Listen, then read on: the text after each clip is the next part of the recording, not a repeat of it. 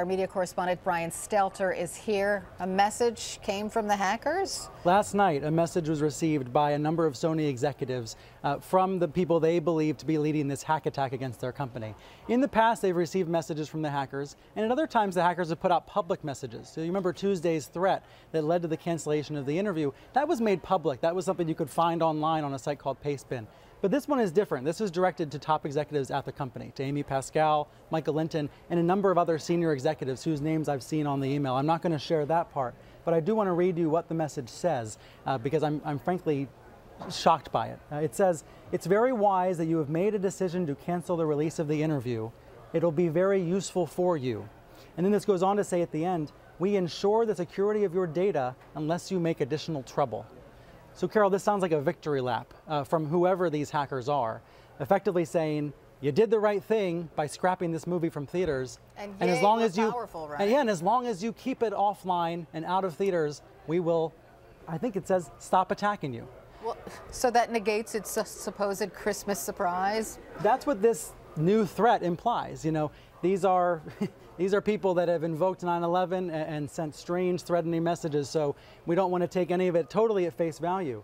But what the message here says is, quote, "We still have your private and sensitive data. We ensure the security of your data unless you make additional trouble."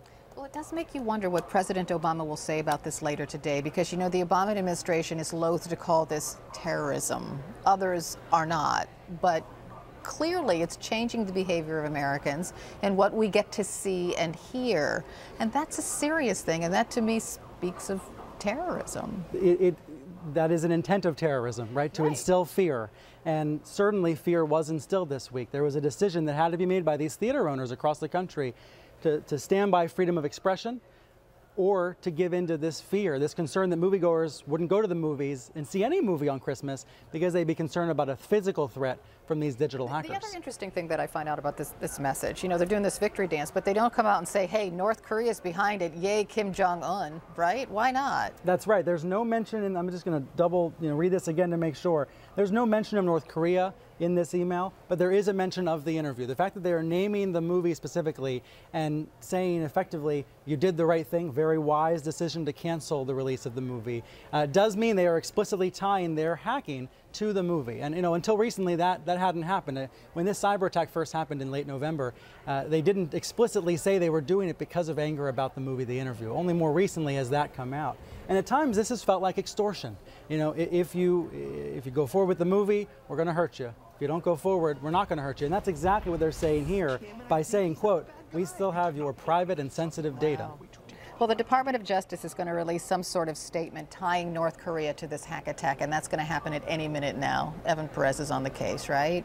So it'll be interesting, one, to see if the government uses the word terrorism, which we don't think it will.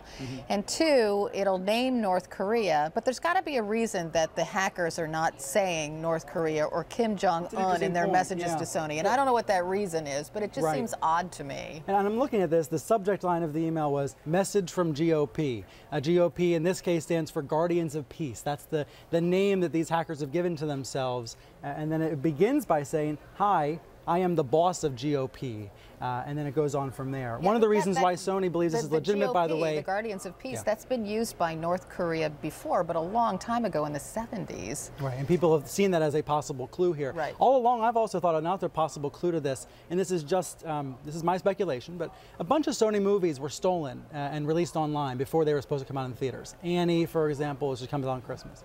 But the interview didn't. The interview didn't leak. And that, to me, was an early sign of the potential motivations here, that they truly, whoever these people are, truly don't want this movie to be seen. But as you know, there's been a rising cry in the last couple of days that this film should be seen some way, somehow, online or something, because otherwise it is a capitulation to these hackers.